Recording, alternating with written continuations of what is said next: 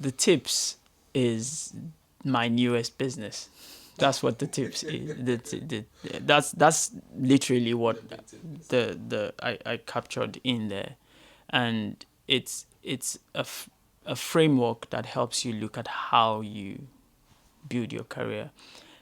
I say this because a lot of people don't have a plan around their career. How do I know this? One, they don't update their CV when they're on a job. They only do it when the job is threatened or when they're looking for one. I'm guilty of that. I'm not guilty. I updated my writing job. Two, the CV captures the bullet points they got when they got a new job. So these are the things you will do. And they just copied and put it in their CV.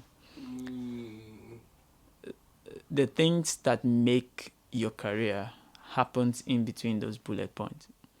All the jobs that you've done, you've worked, you look at the bullet points and look at what you actually did on the job. Yes. Not always the same thing. Yes. The things that you grow doing are not on that bullet point. They might capture it in a way, but they don't really truly articulate what you've done.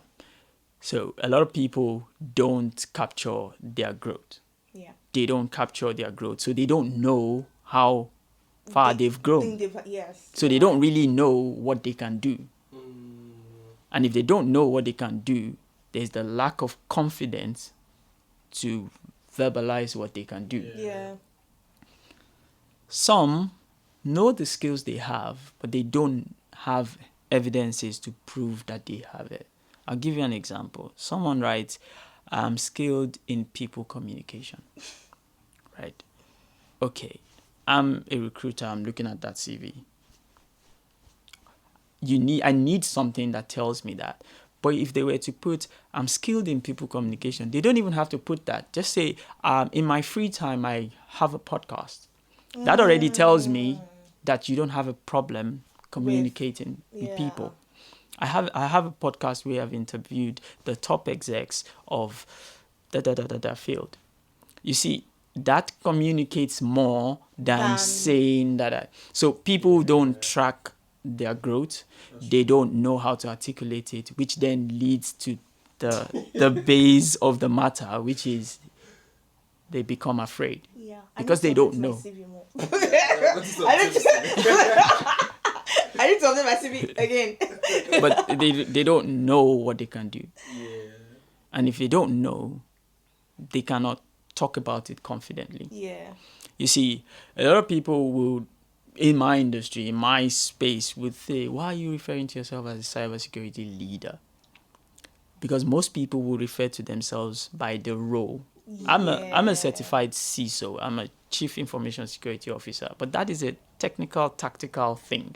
Okay. It's not who I am. Yeah. Who I am in cybersecurity is a leader, whether thought leaderships, speaking engagements, writing, bringing up people, mentorship, doing the actual technical work, whether it is any area of cybersecurity, I have it. So you see, that is why I call myself a cybersecurity leader, not my role.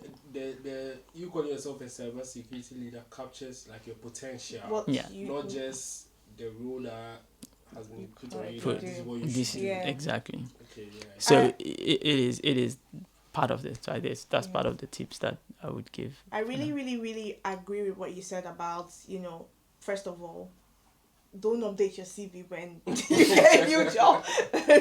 When you're looking for a job, like always make sure it's up to date. But at the same time, don't just, I've never done that, but like, don't just grab bullet points from like the job. Usually I put what I have done. So I usually try to just document things on the side as I'm working in my role. But another reason why I said I agree with what you've said completely is recently I was doing some research on ChatGPT about like OKRs, and the suggestions that ChatGPT was giving me, it was like I was saying this and I was like, oh, I've done that and that, and I was like, I've done that, oh, I've done that. And you wouldn't see that in my job description when I was, trying to get a job. But then I've now seen like a whole list of like more things that I've actually done in my role that, is it just is so fascinating to see how you actually grow over time. Like you have this title, but you actually must have done more and grown in the role, whether with or without promotion. But like you just grow in the role and without even realizing. So it's really good and it's really important to document these things. Maybe on a monthly basis, quarterly basis, or something, and just update your CV. So it's a very good tip. And speaking on promotion that you mentioned, a lot of people cannot demand for it because they cannot back up the reason why they do. And that's still the same challenge. You would think that your work is speaking for you. Your work is not speaking for you. You have to speak for yourself. For yourself. I mean, sometimes your work does speak for you, but like this, if there's anything I've learned last year and this year, is to blow your own trumpet, basically. Yep. Blow your trumpet. Well, I don't know if other people are facing this challenge, but you're in your job role and you want to move forward. Let's say you're a developer, you want to get into a senior role.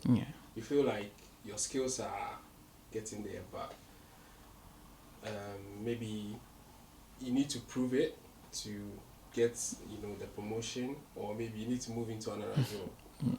What are the ways to advance that kind of like communication or get yourself into that level? The coach in me will ask you a question. Will ask you a question, and the question is, the people who currently hold that role, do they really know much more than you do? Okay. It's a question. I'm asking you the question now because if you look at the answer to that question, most of the time it will be no. Most of the time it will be they're passing off stuff to you to do. So the real question is not about your ability. It's not about your skill. It's not about how long you've been there. The real question is, do they see you as one who can take up that position? Which goes to the mindset. You see, I said SPRISMS. That's my newest endeavor. Yeah. The M in SPRISMS is mindset. Part of the challenges a lot of people face, whether it is transitioning within their same industry, transitioning from a different industry, changing roles, changing jobs, is a mindset challenge where they are speaking from a place that their evidence is not. So, for example, I have my CV. My CV, by looking at it, states that I am a director level person. And then when I open my mouth to talk, I need to back that up. Yes. But a lot of people don't. I'll give an example. People come to me and say, I have been struggling to get this. I've done this certification. I've done this. I have these qualifications and that. I'm like, I am dyslexic. I don't like reading a bunch of text. Just tell me what you do. Tell me about you. And they start saying, well, I have this certification. I've heard that. I've seen that in the bullet point. Tell me about you. And then they start saying things like, just, I try to do. The moment you start talking that way, you're putting yourself in that box. Yeah. The second aspect of mindset is how you think. You see, developers solve problems. They thrive on solving problems. Yes. Give them, it's like a kid with Rubik's Cube. Yeah. They're excited. You see them going back and forth on Slack and Jira. That was me and my developer today. And Jira doing da-da-da-da-da. But then the people who occupy that space, they don't think that way. You have to abstract yourself from the tactical layer into the strategic to be able to. I would say my advice would be start talking to those leaders. Start Those are talking. the top. Start thinking like a product person, not the developer. Yeah. Start More thinking like an architectural Ac- overview yes. type of person. what conversations happen there. Yeah. Start having those conversations. Start demonstrating those conversations. Even when you know the technical solutions to something, I won't volunteer that technical solution if I don't have to. Yeah. Yeah. I would bring in a strategic solution. Yeah, so try to find out what informs the decisions we make that make us want to develop these things. You know, being more. Is it a like, customer yeah, challenge? What is the business Yeah. challenge Yeah. that is that we're making trying us? to solve? Yeah. What are those things? When I have that conversation, automatically they see me differently. They don't see me as less of a developer. You see, the worry is most developers and people who do tactical stuff feel like if I don't talk the terms, they would think I don't know what I'm doing. That is not true. They already employed you. They know you're capable. Yeah. Just talk above them Yeah. and become. Wow. So This is amazing. SPRISMS, you've already told us the Yeah. M. Yeah. I was gonna Mindset. ask, yeah, for you to So, talk about SPRISMS, yeah, tell us more about and how it SPRISMS. helps people with their career path. So SPRISMS is a framework that I put together my last 15 years. Wow. Yeah, no, it is a capture of my last 15 years, all the pivots in my journey, all the Guys, this is things. experience. So the S is skill. This Skill. a lot of people know a lot of. The only thing I like to emphasize here, or that I will emphasize here, is there's a difference between training and skill. A lot of people spend money on trainings. They don't get skills from it. They just know a bunch of information. More like African education. So spy. Well, Well, I mean, Well. like, talk a bit on that. Like, do you feel, answer. I know you're saying something, but answer with this question. Do you think Africans are Skilled. leaving tertiary university with skills, or I don't know? the way the tertiary education system is built anyways is to provide you with a little bit of skill and a ton of opportunity for you to get those skills. Skills, yeah. Even here, and it will make sense in a bit when I finish the SPRISMS. It will make sense. So we will use an example of someone completing a master's in cybersecurity when I'm done with the SPRISM. So the skills, the P is portfolio. This part a lot of people struggle with. A lot of people think it's only for those who are doing graphics and all. But a portfolio is not necessarily a piece of document or a website that houses your work. It is a way that you articulate the impact of your work, the challenges you faced, how you overcame them, all that captured in one, so that people know that you know what you're talking about in the skills section. So if I say I have this skill, I should have done projects or things that show Back your skill up, yeah. to back that up. Then you have the relationships. This is also crucial. There are two types of relationships that I emphasize. There's horizontal relationships and vertical relationships. Horizontal relationships are relationship with your peers. It's valuable. It helps you grow. It provides you with support. It provides you with brain power sometimes. Yeah. Look at Zuckerberg. When he was building, he had people around him to test stuff. But those people around him that would test stuff will not provide him with the seed fund to be able to scale. So you need vertical. Vertical, mentors, industry leaders, yeah. VCs, angel investors, people like that to back up what you're doing. Sometimes lecturers that can create a pathway for you to write or contribute in some project, put your name as part of the things like that. So people don't look out for the vertical relationships. Yeah. And I don't blame them. It's not easy to get vertical relationships. You literally have to cultivate it. Yeah. Because they have it. They don't need you. You need You them. need them. So when you come to them, they're like, oh, these people, what do you want now? You're trying to get something. The best way to get something, to get that relationship, is to actually give to them. Not sometimes you have to pay for mentorship programs. That's one. But there are times when you have to do something for them. They also need things. So, for example, a few months back, I was trying to get someone in the top, in the C-suite of Microsoft here in the UK. I wanted to have somebody there so that I had to look for them, scour LinkedIn. I found one. I found that he had a webinar going on that night, that evening. I watched the webinar with rapt attention, took notes, and I stayed up for hours. I think I slept around 2 or 3 a.m. drafting a blog post that captured what he said, Wow. mentioned him, Wow. posted that online, tagged him, sent him a DM saying, I wrote this, asked a very powerful question that got him thinking. He got back to me. I like what you've posted. He shared it, but I didn't end there. You always have to give them something. I didn't have the portfolio to invite him to a podcast of my own. So I said, would you like to be on a podcast with myself and another mentor of mine? And because he wanted to network with my mentor, he agreed. And I ended up having coffee with him in London and becoming friends. You have to pay the price to bring them in. Because once you have them, they can open other doors for you.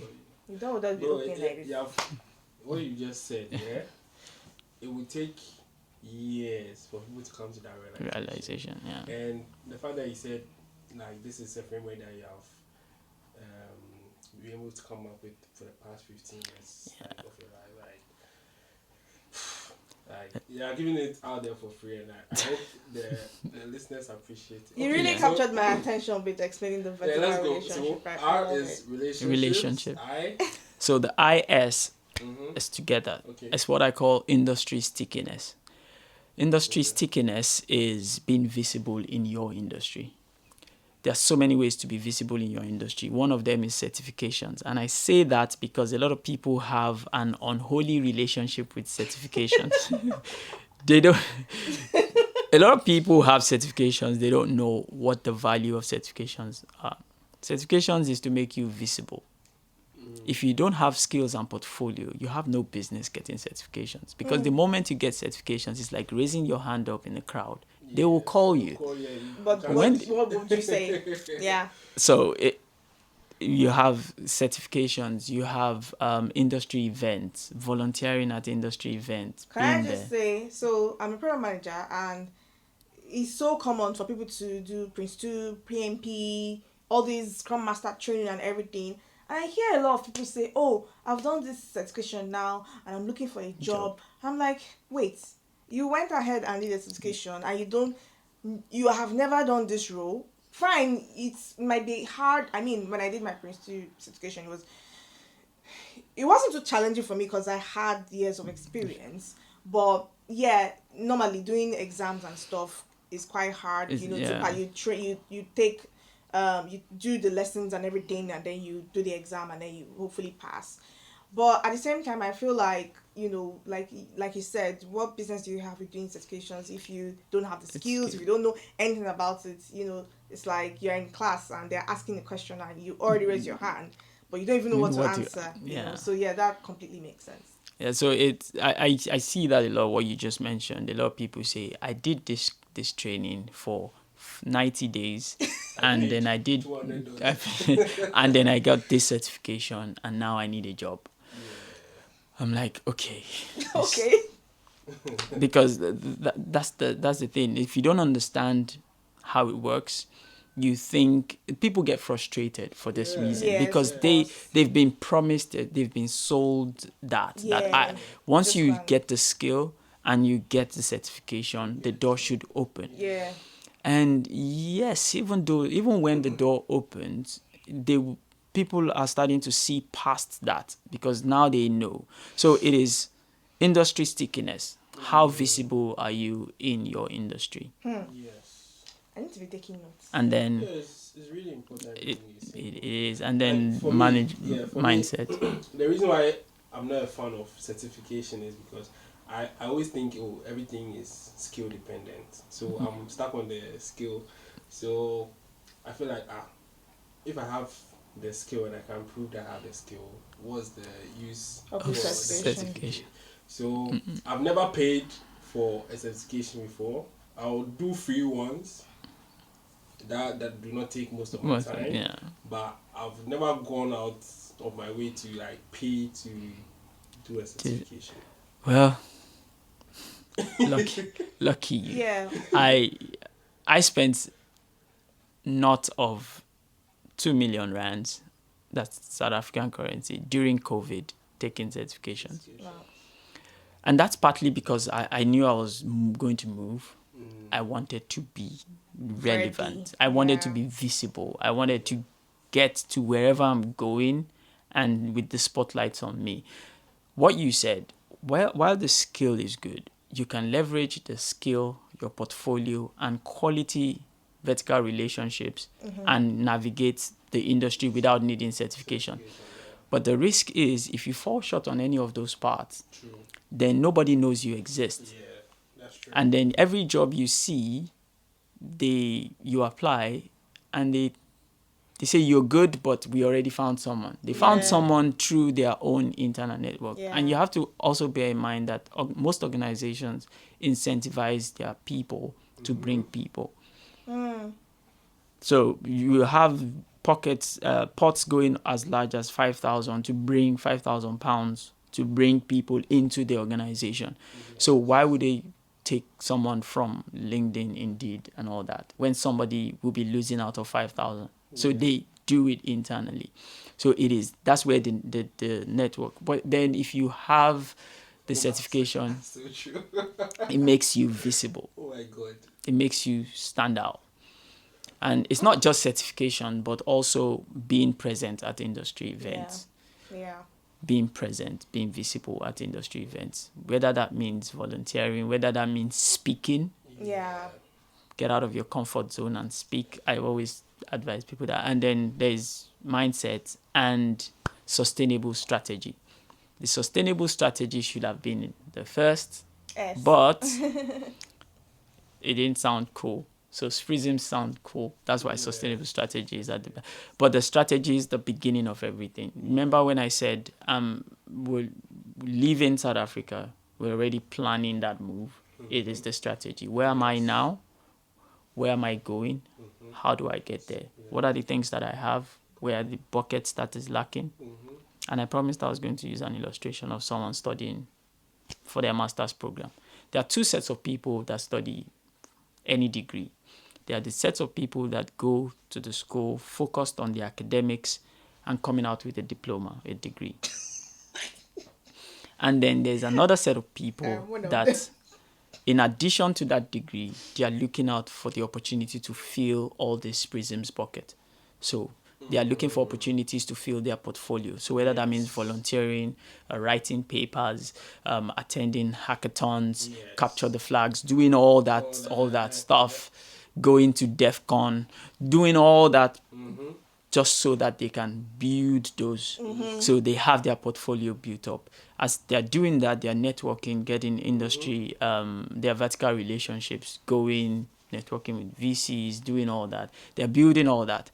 So now, at the end of the degree program, if both of them were to take their CVs to a job place, who gets the job? The guy who experienced everything and then built up their portfolio and their skills and everything. That's what PRISM is about. So how do people get that? Because what you're saying, I'm seeing the particles of it in my life. I went to university and I just went. You passed through university. University is not passed through. I did my best. I tried to get some skill. I tried to get a good degree. I got a first class. No, I'm not bragging. I did my best to get a first class. You know, what else? I attended some programs. You know, I did my best. But in my mind, I didn't have it like you're laying it out. But I saw other people who went the extra mile. Yeah. Do you think they were in the know, or it's natural? So they might be in the know in parts. So they might be doing it maybe because they're modeling someone. Someone may someone modeled that reality for them, maybe. Or they have a mentor. Or they have a mentor or someone. And some people just know that maybe that's how to go about things. A lot of people are implementing some parts of SPRISMS. That's the truth. Everybody's whether it's focused on the skill, whatever that looks like. Some people are implementing some part of SPRISMS. It's about looking at it holistically. That's where the value comes into play. I'll give an example. One of my mentees, I told her to join PrivCon. That's the privacy event in Nigeria. She did. And she came back to me telling me, oh, I attended PrivCon this year and I volunteered. Unlike last year when I went, I didn't talk to a lot of people. But this year, I talked to a lot of people. And I met someone who interviewed me days before for a role. I have not heard back from them. Wow. And she saw me there. And we had a conversation. And our response was, we'll definitely talk to you. The reason is because they see that you have a knack for this industry. You're not just applying like everyone. And the question I asked her was, how many other people do you think applied to that job, interviewed for that role, and are at PrivCon? Not many. Yeah. Not many. Even if you don't get the job, you still become front of mind, because next time round, in other roles, in other positions, in another place, you will be remembered for that. So it's looking at it holistically, and that's where the value comes in. Wow, that makes sense. Yeah. I think we've gotten a lot of tips and advice and strategies. I had this to like 10 years ago. Honestly, some of us passed through, you did not pass through us. Yeah. But yeah, I really, really, really actually enjoyed this conversation. Like he said, I can see some of these things you've said like in my life, like some things that I have been implementing and some things that I probably need to do better in. And I think this podcast is not just about sharing information to people, but honestly, even for ourselves, we actually do learn a lot. Same here. Like through this podcast, I'm building my vertical relationships. You know. Now I know it's called relationship. So like, yeah, my last question to you. So if people want to reach out to you to like know more about your company, how to build a career path, especially, I mean, like he said, a lot of people probably had like banking jobs or something back at home, and they're here, and as we know, a lot of people start with like masters, or if you're fortunate, you get your a skilled worker job, or even what's it called, the tier 1, I can't remember what's it called. Global talent. Yeah, global talent. But generally, I just feel like coming into a completely new country, you're like, how do you navigate the market? How do I make sure I continue doing what I was doing? Or if I want to change to something completely different, where do I go to? Who do I meet? For example, one of our last guests, Simin, she came from Pakistan and she didn't, know how to navigate these things at first. But now she's hosting conferences, in Dorset, which we don't have a lot of tech conferences, so a lot of people don't know where to go to or who to meet, and, how to network or how to build their career path. So how can they know more about you and contact you and just know how to build their career path, really? Like to contact me personally, I think LinkedIn is the only place you'll find me, Temi Akinlade. But besides that, SPRISMS.com. SPRISMS. SPRISMS. SPRISMS.com. Reach out. That's what you described is what we do. Yeah. So my purpose in life is transformation. It's transforming as many people that I have conversations with. Yeah. So want to have those conversations. I've been transformed. I don't know about you. No, genuinely, I think I need to sit down with TV. Wow. I have one last question for you. So, in your earlier talks, you said you're somebody who is able to like envision like the future, and then make like steps. Steps, So yeah. I want to ask you, like, as you're sitting here, what do you see so that we can? We all see it. It's happening before our eyes. Yeah, you tell us. We all see it. It's happening before our eyes. It's AI. AI, Wow. guys. There's no AI products. I think anyone will be doing themselves a disservice if they don't have any AI product. So you are pro everyone jumping into AI and implementing that in their products. I have never been a late adopter of anything. Right. So I remember vividly when Google became a thing. I was working on a paper at the time, and I had all this seniors that would say, oh, you need to go to, prior to that, people would go to different schools' library to go and look for papers to back up their research. And I remember telling one of them, like, I'm not going to do that. I'm not going to go. I'm going to look for papers that are available online, and I'm going to write my paper about it. And I did so. And they were like, oh, you're doing lazy work. The same approach that people have, genuinely, the same approach that people have to AI usage now is the same thing that was then. When It's the Google same thing that came. happened when Bitcoin became a thing. So I'm used to that. People don't understand it. They're going to. Rubbish it. So I'm fine with that, but I'm not going to fall behind. The reason I say so is this: every technology that you fall behind in the adoption of, most likely will be the tool that will be used in scamming you. Take Google, take any technology, Bitcoin. A lot of people, late adopters, they try to get in at the later stage. It became a problem for them. Yeah, and you have to pay to now be able to adopt it at that time. I would not pay the price for ignorance. That's true. I would rather know. So I've been an early adopter. I would continue to be. And I think having an AI product is the way for everyone to go. It doesn't matter what it does, no matter how small. You don't have to be a developer anymore. Not to take away from your field, but that's the case. If you're a developer now and you're not looking at what the next step is, then bro, yeah. Yeah, how to incorporate that into your job. And I think that question kind of ties everything up in a bow. What product do you have that helps you achieve that financial stability at the end of the day? AI has made that easy. Even if you're not developing any tech stuff, use it as the foundations for your research. Yeah. At least engage, know more, learn faster than you would have if you had to go. That's what technology is about. It's about doing things faster, more efficiently. Now, Google is slow.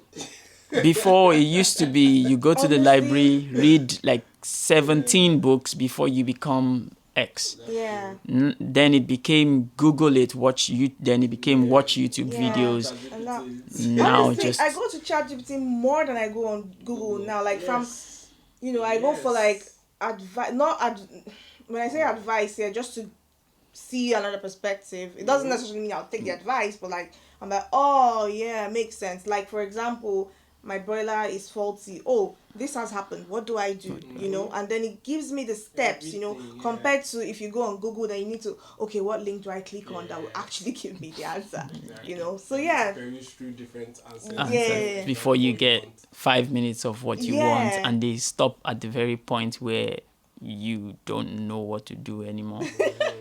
It happened to me before. I unscrewed an entire laptop, and then the video ended. Oh guy my god. Did not upload part 2, so I didn't know what to do. So yeah. Wow. But Oh my god. Can you imagine? Oh dear. Well, this has been a very, very informative and really interesting topic. Very, very fun one.